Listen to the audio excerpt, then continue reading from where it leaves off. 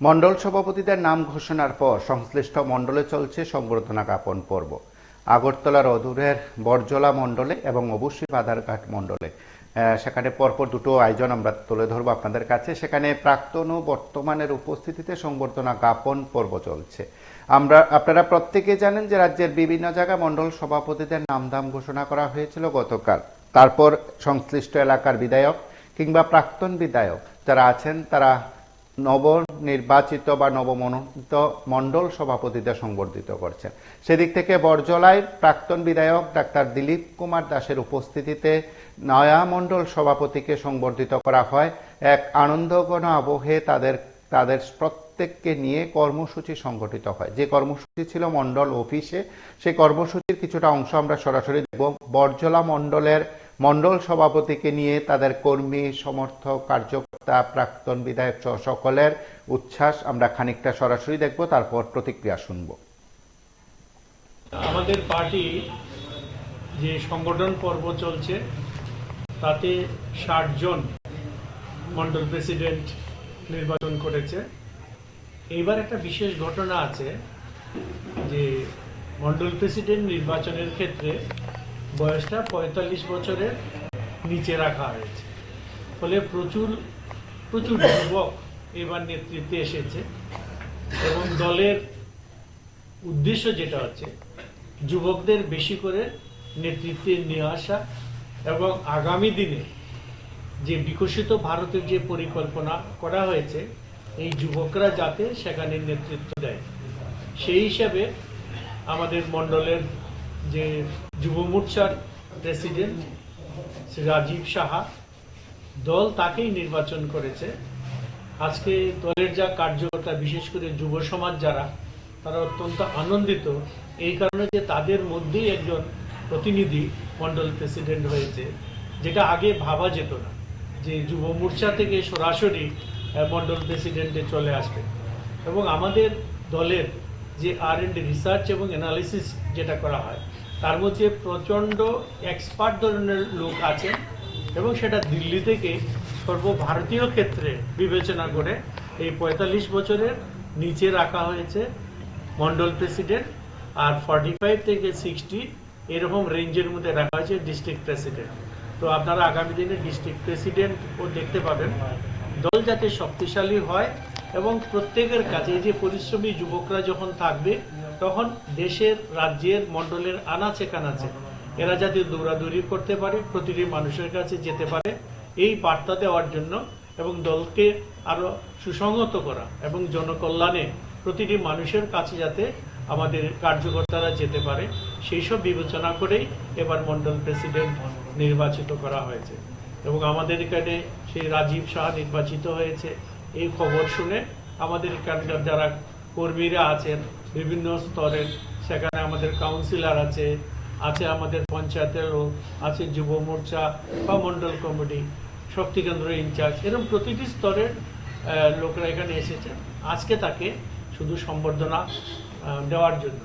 সেই ক্ষেত্রে সেই পাশাপাশি আমার যে প্রাক্তন মণ্ডল প্রেসিডেন্ট উনি আজকে আমাদের বর্তমান মণ্ডল প্রেসিডেন্টকে বরণ করে নেবেন এবং আমি আশা করব ভবিষ্যতে উনার যে অভিজ্ঞতাটা আছে সেটা নতুন মণ্ডল প্রেসিডেন্ট কাজে লাগাবে এবং প্রয়োজনে বিভিন্ন সময় উনার অভিজ্ঞতা উনি শেয়ার করবেন। সবাই মিলে এই মণ্ডলটাকে যাতে অত্যন্ত ভারতীয় জনতা পার্টি বিশ্বের সর্ববৃহৎ পার্টি এবং সেই পার্টির যারা নীতি নির্ধারক তারা অত্যন্ত জ্ঞানী। পার্টির ভবিষ্যৎ পরিকল্পনা কী হবে সেটা অত্যন্ত সুচিন্তিতভাবে তারা চিন্তা করেই এই সিদ্ধান্তে নিয়েছেন ৪৫ বছরের ঊর্ধ্বে মণ্ডল প্রেসিডেন্ট হতে পারবেন এবং সেই গণতন্ত্র অনুযায়ী সংগঠন করব। আপনার বুথ সভাপতি নির্বাচিত হয়েছে কিছুদিন আগে। আজকে আপনার করে ত্রিপুরা রাজ্যের ৬০টা মণ্ডল সভাপতি নির্বাচিত হয়েছেন এবং প্রত্যেকটা মণ্ডল প্রেসিডেন্টই পার্টির যারা নীতি নির্ধারক, যারা সংগঠন পর্বের দায়িত্বে ছিলেন তারা অত্যন্ত যাচাই বাছাই করে যারা একনিষ্ঠ কার্যকর্তা প্লাস যারা মণ্ডলকে সঠিক দিশায় পরিচালিত করতে পারবে সেই চিন্তাধারা করে তাদেরকে দায়িত্ব দেওয়া হয়েছে। তা আমি আজকে সকালে যখন প্রকাশিত হয়েছে মণ্ডল সভাপতির নাম ঘোষণা করা হয়েছে তখনই আমাদের যিনি দায়িত্ব পেয়েছেন যুব মোর্চার মন্ডল সভাপতি রাজীব শাহ মহোদয়কে সকালে আমি বরণ করে নিয়েছি। এখন নতুন করে বরণ করার কিছু নেই, আমরা অলরেডি করেছি। এখন সবার সামনে আমরা যা আছে আমরা পরিচয় করে দেবো। আমাদের যারা নতুন বুথ সভাপতি আছে তারা হয়তো এতদিন যুব মোর্চার প্রেসিডেন্ট হিসেবে দেখেছেন, কিন্তু আজকে মন্ডল সভাপতি বরজলা মন্ডলের অভিভাবক হিসেবে দেখবেন। এবং আশা করব প্রত্যেকটা কার্যকর্তা যাতে নতুন মন্ডল সভাপতির হাতকে শক্তিশালী করার জন্য ওতপ্রোতভাবে কাজ করবে এবং যখন যা প্রয়োজন পার্টির নির্দেশে আমরা সেভাবে কাজ করে বরজলা মন্ডলকে একটা আদর্শ মন্ডল হিসেবে গড়ে তুলব, এই কামনা করি আমি আমার নমস্কার। প্রথমত আমি ভারতীয় জনতা পার্টির যারা নেতৃত্ব রয়েছেন, আমাদের কেন্দ্রীয় স্তর এবং আমাদের রাজ্য স্তরের সকল নেতৃত্বের কাছে আমি কৃতজ্ঞতা জ্ঞাপন করছি।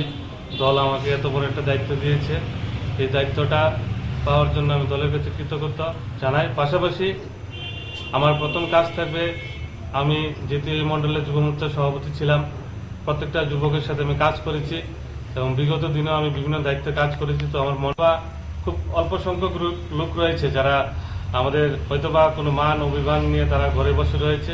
প্রথমত আমরা ইতিমধ্যে আমাদের মণ্ডলকে 20,000 মেম্বারশিপের টার্গেট দেওয়া হয়েছিল, সেই জায়গায় আমরা 24,000 মেম্বারশিপ করিয়েছি এবং পুরনো কর্মীদেরকেও আমরা এই আওতায় এনেছি।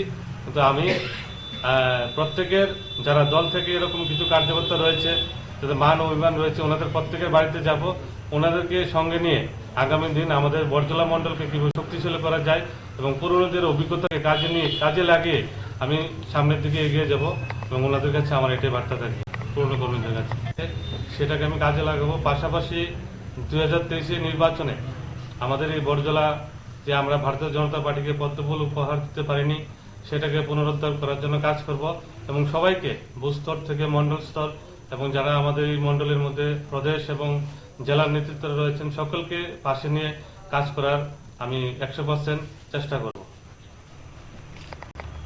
মানুষের কল্যাণে কাজ করতে আপনার প্রধান ভূমিকা কি হবে?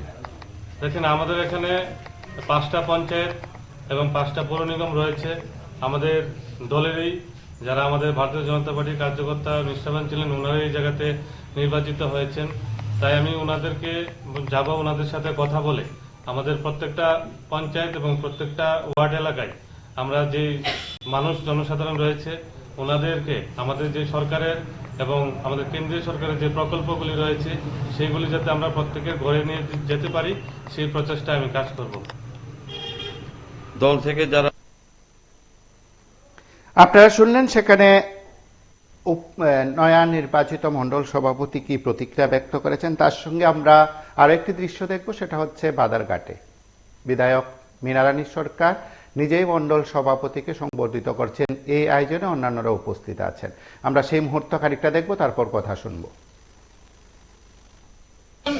নতুন মণ্ডল সভাপতি যিনি হয়েছেন মনীষ দেব, আমার দাদা যখন প্রথম রাজনীতির মধ্যে এসেছেন তখন ওর বোধহয় জন্ম হয়নি। তারপর থেকে যখন একটু বড় হয়েছে সে দাদার সঙ্গে সঙ্গে সব সময় ছিল, পার্টির জন্য সব সময় সে উৎপত্তিভাবে জড়িত ছিল। বর্তমান সময়ে সবাই দেখছে মনীষ দেবকে সব দিক দিয়ে পারফেক্ট আমার মনে হচ্ছে। আমার যিনি পুরাতন ছিলেন মণ্ডল প্রেসিডেন্ট, ওনার সঙ্গে আমার সুসম্পর্ক ছিল এবং ওনার সঙ্গে আমি এতদিন কাজ করেছি। একটা বয়সের সীমা এখন ধার্য করা হয়েছে, 45 বছরের উপরে হবে না।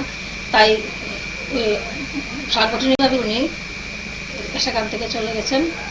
তাই আমি মনীষ দেবকে এখানে পছন্দ করেছি এবং সবাই কালকে আমাদের বাড়িতে প্রচুর লোকের সমাগম হয়েছে, যুব মোর্চা থেকে আরম্ভ করে মহিলা মোর্চা, যারা সাধারণ কার্যকর্তা, প্রধান উপপ্রধান, কাউন্সিলর সবাই এসেছেন এবং খুব ভালোভাবে কালকের দিনটি আমরা উপভোগ করেছি।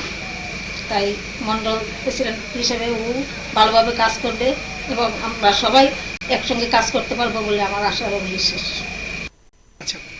প্রথমে আপনাদের সকলকে শুভ সকাল। ভারত মাতা কি জয়। আসলে সভাপতি পদটা ব্যক্তিগত হয় না, এটা সমষ্টিগত। কারণ যে কোনো সংগঠনের ক্ষেত্রেই একজনকে সভাপতির দায়িত্ব দেওয়া হয়, কিন্তু আমরা সমষ্টিগতভাবে কাজ করেছি। আমাদের যে প্রাক্তন মণ্ডল প্রেসিডেন্ট ছিলেন বাবুল রায় মহোদয়, তপন ভট্টাচার্য মহোদয়, কেশবনন্দন দত্ত মহোদয়, সকলেই ভারতীয় জনতা পার্টিকে বাদারঘাটে সমৃদ্ধ করেছে। আমাদের যে অভিজ্ঞতা আমাদের বিধায়ক সরকার মহোদয় অভিজ্ঞতা, আমার ভারতীয় জনতা পার্টির বিভিন্ন যে শাখা সংগঠনগুলি সকলকে নিয়ে ভারতীয় জনতা পার্টি জীবনধারা বা তার প্রতিটি ঘরে পৌঁছে দিয়ে এক ত্রিপুরা শ্রেষ্ঠ ত্রিপুরা গঠনের যে লক্ষ্যমাত্রা, সেই লক্ষ্যে আমরা পৌঁছব। আপনারা সকলেই আমাদের সঙ্গে থাকবেন। আগামী দিন এক ত্রিপুরা শ্রেষ্ঠ ত্রিপুরা গঠনে আমরা সবাই যেন ভালো করে কাজ করতে পারি, এই প্রত্যাশা রাখছি।